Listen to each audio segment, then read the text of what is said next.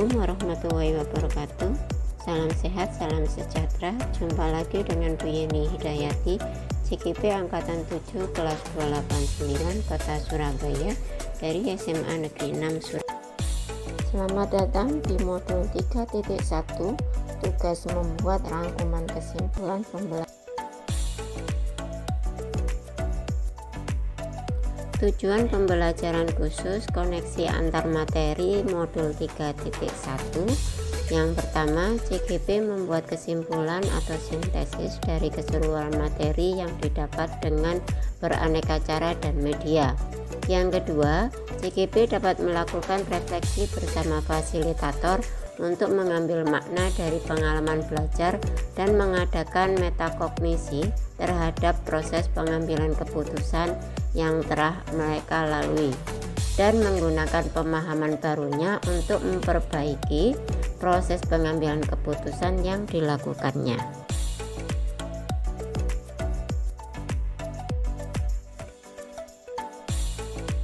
Filosofi Ki Hajar Dewantara dengan pratap Triloka yang terdiri dari Ing Arso Sungtulodo, Ing Matio Mangunkarso, Tutwuri Handayani berkaitan dengan penerapan pengambilan keputusan sebagai seorang pemimpin. Pada saat seorang pemimpin diharuskan mengambil keputusan saat ada sebuah kasus dilema etika, maka harus berpedoman pada pratap Triloka tersebut. Ing Arso Sungtulodo, seorang pemimpin menjadi teladan atau contoh yang baik dan patut ditiru oleh orang lain. Ing Matio Mangunkarso memberikan dorongan, semangat, motivasi, akal, pikiran, dan bentuk dorongan yang lain agar orang lain dapat memperbaiki kualitas dirinya. Tutwuri Handayani mempengaruhi orang lain agar mereka tumbuh lebih maju dan berkualitas. Nilai-nilai universal yang tertanam dalam diri kita, salah satunya tanggung jawab dan komitmen. Keputusan-keputusan yang kita ambil harus bisa dipertanggungjawabkan dan kita punya komitmen untuk melaksanakan keputusan tersebut. Komitmen dan tanggung jawab yang kita laksanakan akan berpengaruh dan mencerminkan prinsip-prinsip kita dalam pengambilan keputusan. Coaching merupakan suatu kegiatan yang menuntun seseorang atau guru untuk mencari solusi atas permasalahan yang mereka hadapi. Coaching juga mempunyai tujuan menggali potensi yang dimiliki oleh guru. Melalui proses coaching, pengambilan keputusan akan lebih efektif karena melalui tahapan-tahapan pengambilan keputusan. Potensi yang dimiliki oleh guru akan membuat pengambilan keputusan lebih efektif dan berpihak pada murid, dapat dipertanggungjawabkan, dan akhirnya mendorong terwujudnya sekolah yang aman dan nyaman. Guru yang mempunyai kemampuan dalam mengelola dan menyadari sosial emosionalnya akan memiliki kesadaran dalam dirinya untuk menyelesaikan permasalahan, mengendalikan dirinya, dapat memanage dirinya sehingga memiliki kesadaran sosial dan emosional dalam pengambilan keputusan, khususnya dilema etika. Permasalahan studi kasus yang fokus pada masalah moral atau etika dalam penyelesaiannya harus memperhatikan nilai-nilai yang dianut seorang pendidik, yaitu nilai kebenaran, keadilan, keselamatan, tanggung jawab, dan kejujuran, kemudian berkomitmen. Dengan adanya nilai-nilai yang dianut akan memunculkan prinsip-prinsip pengambilan keputusan dan akan menghasilkan keputusan yang dapat dipertanggungjawabkan. Pengambilan keputusan yang tepat dan dapat dipertanggungjawabkan jika sudah melalui 9 tahapan-tahapan pengambilan keputusan sesuai dengan kebutuhan dan berpihak pada murid. Keputusan tersebut akan berdampak pada terciptanya lingkungan yang positif, kondusif, aman, dan nyaman.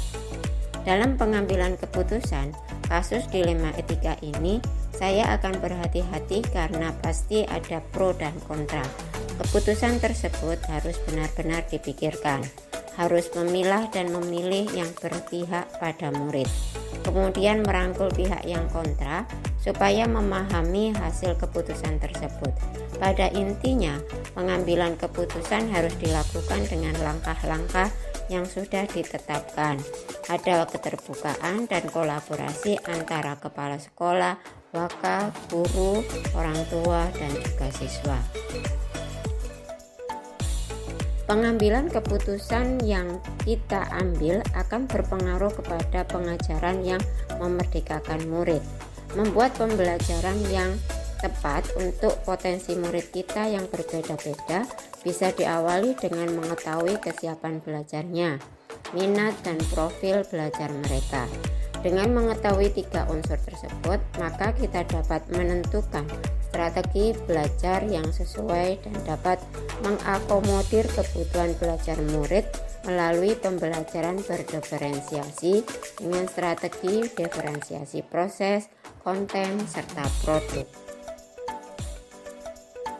Sebagai seorang pemimpin pembelajaran, dalam mengambil keputusan harus dipikirkan dengan seksama dan bijaksana, serta dapat dipertanggungjawabkan.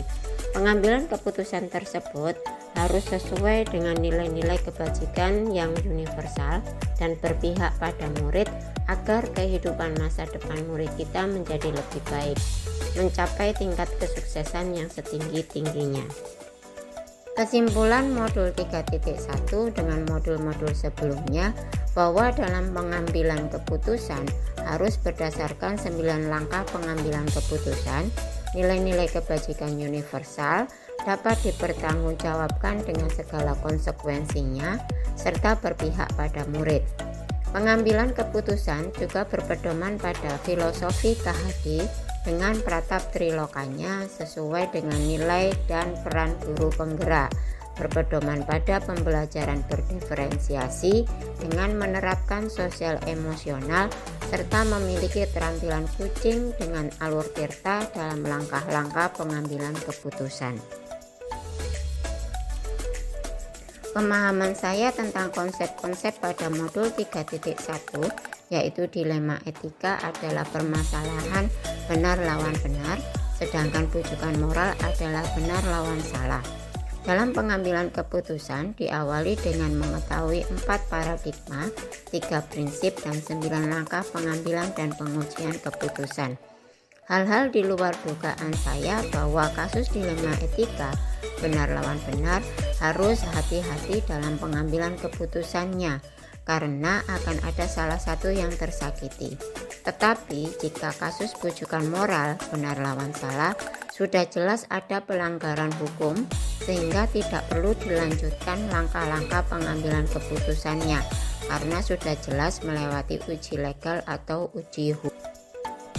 Sebagai seorang guru serta pembina OSIS, saya pernah mengalami dilema etika. Pada saat itu kasusnya berdasarkan paradigma individu lawan kelompok. Saat itu saya hanya memikirkan hasil akhir.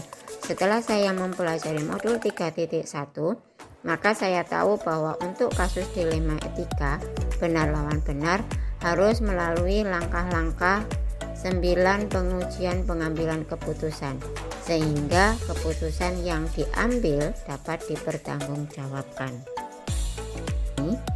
Sebelum mempelajari modul 3.1 ini, dalam pengambilan keputusan, saya tidak menggunakan 9 langkah-langkah pengambilan keputusan. Tetapi setelah mempelajari modul 3.1, sebagai seorang guru dalam mengambil keputusan, saya tidak boleh seenaknya dan serta-merta, tetapi harus melalui pengujian pengambilan keputusan, harus memperhatikan nilai-nilai kebajikan universal, dapat dipertanggungjawabkan dan berpihak pada murid. Demikian rangkuman koneksi antar materi modul 3.1. Terima kasih. Assalamualaikum warahmatullahi wabarakatuh.